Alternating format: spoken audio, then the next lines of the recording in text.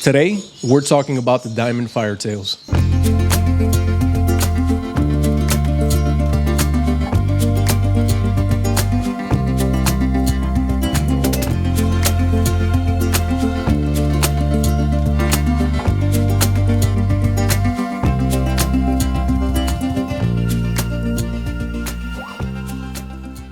Hey guys, welcome back to the channel. Glad to have you here like always. In today's video, what we're going to focus on are the diamond firetails. Now, if you don't know what the diamond firetails are, this is a beautiful species of finch that comes from Australia. Now, this species of finch is monomorphic, meaning that both the male and the female are identical. So as you can imagine, it is very difficult to determine the sex of these birds. That's why a lot of people seem to struggle with these birds. And it was a bird that for a very long time gave me a headache, and I had a very hard time establishing this species in my bird room. And the main reason was because of that, because it was very difficult to end up with pairs. So the number one trick that I have for this species, if you want to make sure that you're able to be successful at breeding them, is buy more than just one pair. It can be extremely difficult to end up with a pair when you just buy two birds. Why? Because they can either be two males, they could be two females, or if you're lucky enough, it could be a male and a female. But regardless, just because you have a male and a female doesn't mean that that pair will be successful. See, diamond firetails are very picky breeders. Not just picky breeders, but they're picky when it comes to their mates. Many times these birds struggle to breed even when they're pairs because they don't get along. If the male doesn't accept the female, if the female doesn't accept the male, then your chances at having a successful clutch from this pair are zero. They won't do anything. All they'll do is bicker back and forth and fight. And I had that on multiple occasions with different pairs that I decided to set up myself. So one of the best things that you can do in order to be successful with this species is obviously buy these birds in larger quantities. Instead of buying two birds, buy 4, 5, 6, 7, heck, buy 10 if you can. And then little by little, start to look at them. Look at their characteristics, try to see their behavior to see if they give you small clues to determine which one is the male and which one is the female. Like I said, they are monomorphic, so it is very difficult to, by the plain eyesight, determine which one is male and female, but they do give us small clues. Here are a couple things that some breeders do in order to determine the sex. Now remember, it helps out when you have multiple birds because you're able to see a lot more differences between the birds. When you only have two birds and they're both identical, it can be very difficult to notice small little changes in these birds. Number one, the eye ring. That's something that I focus on a lot with this species in order to determine if the bird's a male or a female. Usually, and this only happens when the birds are in prime breeding condition. If they're not in breeding condition, it can be very difficult to determine them this way. But a bird that is in breeding condition, usually the male will have a very bright red eye ring, while the female will have a dull red eye ring. Now, another characteristic that some breeders go by, and I don't like to go by either of these different characteristics. Only one that I focus on is the eye ring. That is the only visual clue that I try to look at. But other breeders tend to look at the color of the beak, the shape and size of the head, the bar that they have in the front. How thick is it? Is it thinner? Is it thicker? The spots along the flank. Does it have more spots, less spots, and so on? So there's a lot of different things that some of these breeders look at. Could they be accurate? I'm not 100% sure. I've had some females that have had huge fat heads and I thought they were males and they ended up being females. I've had some birds with very thin bars that I thought that were females and they ended up being males, and so on. So unfortunately, it's something that can be very difficult. And at the end of the day, the very best method of determining whether you have a male or a female is to DNA sex them. That's going to be the most accurate method of knowing what your bird is. But like I said, if you can't do that, try to go by the eye ring, but that's only going to work if your birds are in breeding condition. Now, another thing that you can do is wait to hear the males sing. The males have a very funny song, and they also incorporate a very funny dance into their mating ritual. So at times, you may be able to catch a male doing something similar to what this one is doing right now. So if you have a bird that is doing this, you 100% have a male. Now, like I said earlier, you always want to try, if possible, to get more than two birds, so your probabilities of ending up with pairs are higher.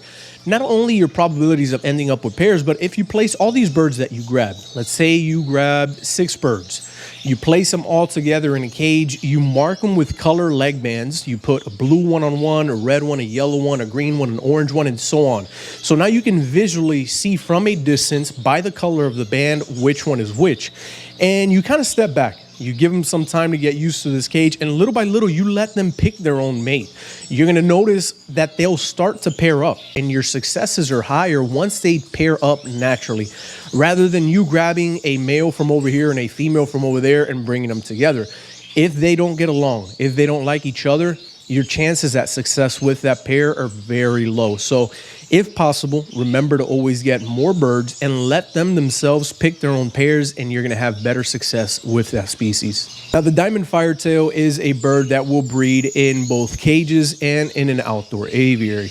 Depending on the cages that you give them, you don't want to offer something that is too small. The smallest cage that I breed them in are the 24x16. They seem to do very well in these cages, but you can offer them bigger cages like the 30x18 or even some of the larger flights. When you do put them in these cages, make sure that they have a big nest. These birds do not nest in small little boxes like the ones that I normally use back here for the Gouldians and so on. They need the bigger, deeper boxes because when they build a nest, that nest is going to be huge, and you're going to notice it right away. They love to pack those boxes in with a lot of different materials.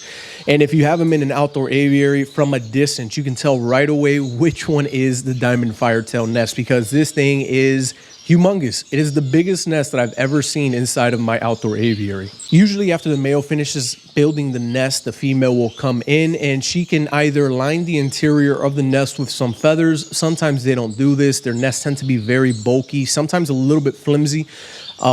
So they don't do much work as far as getting the nest, especially if the pairs are young. But once that nest is completely built, the female will go in there and she'll go ahead and lay her clutch of eggs. Now, depending on the age of the female or depending on the female herself, they can lay anywhere between 4 to 6 eggs. I've had some lay 7 and even 8 eggs in the past. Now, if you're going to breed them naturally, if you want them to be successful at the natural course of breeding, you shouldn't have much problems. These birds take great care of their chicks as long as you supply them with the necessary diet. And it almost seems like since this species is so big, they're so robust, a nest that has 4 or less eggs has a higher probability of all 4 of these making it and surviving, versus in the past when I've had nests that have 5, 6, even 7 eggs, usually 6 will hatch, for example, but you always end up losing 1 or 2 because these birds are so big. Unfortunately, they eat a lot. It's very hard for the parents to raise a successful clutch of 6 chicks or more. So it tends to happen sometimes where you only get 4 eggs and so on. So one of the things that I like to do in cases where, for example, a pair abandons the eggs, or a pair that I know that is not good at hatching those chicks or incubating or feeding the chicks, when I pass them to the societies, which you can use to foster these eggs, what I do is that I split the clutches up. I don't like to put 6 eggs underneath a pair of societies because your chances at successfully hatching all 6 of these drastically decreases. Why? Because the eggs are too big. The societies can't incubate a full clutch of 6 properly. And what happens is most times 1 or 2 eggs stop getting incubated because they sit on the outer borders and the embryo ends up dying. If you are lucky enough to hatch all 6, 2 birds can't feed 6 of these diamond firetails. It is very difficult. So breeders in the past, what they've done, if they want to hatch all 6 underneath societies, is that they incorporate a trio. They put 3 societies inside of that cage in order to have that extra bird that helps out feeding all 6 of these chicks. But what I like to personally do is I separate the clutch. I grab 3 eggs, place them under 1 pair of societies. I grab the other 3 eggs and place them underneath the other pair of societies. And this way, I divide the nest. And my probability and chances of hatching all of these eggs increases because I've separated them and there's a higher chance of each one individually making it since there's less birds per nest. Now, the diamond firetail is a species of bird that can be kept in an outdoor aviary like the one that I have here within a mixed collection. You just have to be very careful how you keep them. I keep mine mixed with a variety of different waxbills and other Australian species, but I make sure to have multiple feeding sites inside of the aviary to avoid any type of bickering and issues. Remember that The diamond firetail is a species of the finch that is robust. They're bigger in size, and they can be considered at times aggressive towards other species. So if you have multiple feeding sites, multiple drinking stations, you avoid that conflict within the aviary of these birds clashing or trying to overpower each other as they get territorial with some of these locations, like the food location or the water area, and so on. The diamond firetail also comes in a variety of different colors. We have the natural or wild type color, which is this one right here. And then based off of this one, we have a variety of different mutations. We have from the natural color, a change in the beak color and tail color, which is the orange beak or orange tail. And then from there on, we have the fawn mutation. From the fawn mutation, we also have the red and yellow beak or orange beak. And then we go on from the fawn mutation to the silver mutation, and we have the same exact differences in the beak color. Some can be yellow beak and some can be red beak as well. Well, guys, this is going to be the end of today's video. Like always, I hope that you've enjoyed it. If you did, remember to hit a thumbs up, like, and subscribe, and we will see each other in the next one. Bye.